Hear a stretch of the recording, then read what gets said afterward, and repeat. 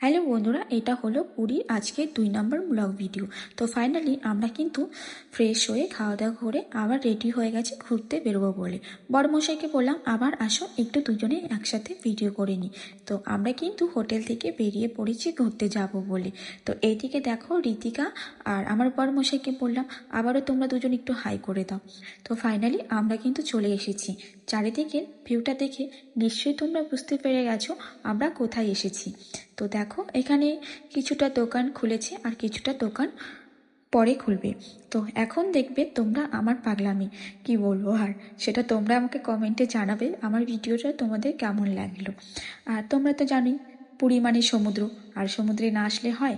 তো আজকে কিন্তু প্রথম দিনে এসে কিন্তু প্রচুর মজা করেছি, প্রচুর এনজয় করেছি, প্রচুর খাওয়া দাওয়া করেছি এবং এর জন্য কিন্তু তোমাদেরকে সম্পূর্ণ ব্লগ ভিডিওটা দেখতে হবে আমরা কী করলাম না করলাম। আর আমাকে দেখে তো বুঝতেই পারছো আমি কতটা মজা করেছি, কতটা এনজয় করেছি।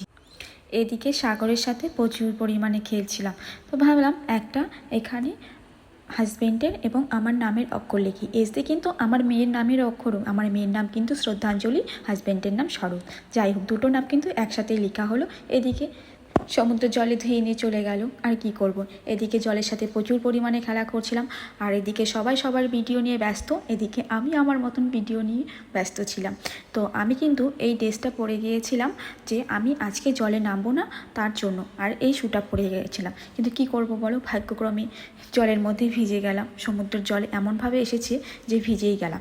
তো তারপরে ভাবলাম ভিজে যখন গিয়েছি তাহলে একটু মজাই করা যাক। তো মা আর মেয়ে এদিকে প্রচুর পরিমাণে মজা করছিলাম, আর ওদিকে কিন্তু মামের জুতো ভেসে চলে গিয়েছে। আর দেখতেই পাচ্ছ মা মেয়ের পাগলামি। তো এদিকে মা মেয়ে খুব পরিমাণে প্রচুর পরিমাণে মজা করে নিলাম। এই সবই সারা জীবন আমাদের স্মৃতি হয়ে থাকবে। এইদিকে মেয়ে আমার একটা সুন্দর ঘর আঁকিয়ে দিল সমুদ্রের পাড়ে। তো সমুদ্রের জলের ঢেউ অনেকবার এসেছিল কিন্তু ঘরটা মিটেনি। লাস্টে অনেকবার 4-5 বার পরে লাস্ট ঢেউ এসে এটাকে মিটিয়ে নিয়ে গেল। মেয়ের বায়না সে উঠে চড়বে, যাই হোক তাকে উঠে চড়ে দেওয়া হলো। 2 বোন, মা আর আমার মেয়ে দুজনে মিলে উঠে চড়ে ঘুরে চলে আসলো। এগুলোই আমাদের সারা জীবনের স্মৃতি করে রাখলাম তোমাদের ফেসবুকের মাঝখানে ছড়িয়ে দিয়ে। তো এদিকে বড়মশাইয়ের সাথে একটা ভিডিও শ্যুট করে নিলাম। ভিডিও শ্যুট কি তোমরা তো নিশ্চয়ই দেখে নিয়েছো আগের রিলস ভিডিওতে। এই ভিডিওটা আমাদের অলরেডি ছাড়া হয়ে গেছে। তো যাই হোক, এই ভিডিও করা হয়ে গেল, আমাদের পাগলামিও দেখে নিলে। আর এদিকে ঋতিকা আর তার বোন মানে আমার মেয়ে প্রচুর পরিমাণে সমুদ্রের পাড়ে গিয়ে একটু মজা করছিল। তো তাদেরও ভিডিওগুলো তোমাদের সাথে স্মৃতি হিসাবে রেখে দিলাম। আর এদিকে মা মামের মতো খেলাতে ব্যস্ত। যাই হোক, আমাদের সব কিছুই কমপ্লিট। এখন যেতে যেতে এই দুটো ডগির বাচ্চাকে দেখলাম, কি কিউট। এখন চলে আসছি ফাইনালি আমরা মাছের দোকানে, মানে মাছ ভাজা খাবো। কে কী মাছ নেবে সবাই তার ভিডিওতে ব্যস্ত। এদিকে আমি আমার মতো ব্যস্ত হয়ে গিয়েছি। তো মেয়ে খাবে অক্টোপাস, মেয়ের বায়নায় অক্টোপাস। আমি খাবো কাঁকড়া, আমি নিয়ে নিলাম কাঁকড়া। হাজব্যান্ড খাবে ইলিশ, হাজব্যান্ড নিয়ে নিল ইলিশ। তো যাই হোক, এখানে দেখো কিভাবে মানে অক্টোপাসগুলোকে ছিল মানে কাটছিল, পরিষ্কার করছিল। এই প্রথমবার আমি দেখলাম সমুদ্রে গিয়ে যে অক্টোপাস কিভাবে পরিষ্কার করে। তো ফাইনালি আমাদের খাওয়া দাওয়া কিন্তু রেডি হয়ে গেছে।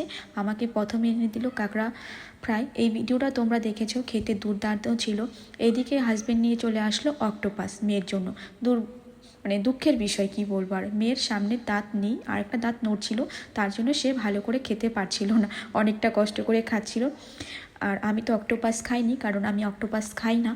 তো মেয়ের আবদার পূরণ করার জন্য মেয়েকে দেওয়া হলো অক্টোপাস। এদিকে মেয়ে রিভিউ দিয়েছিল সেই খেতে, তোমরা এই ভিডিওটাও দেখে নিয়েছো। এদিকে চলে আসলো ইলিশ।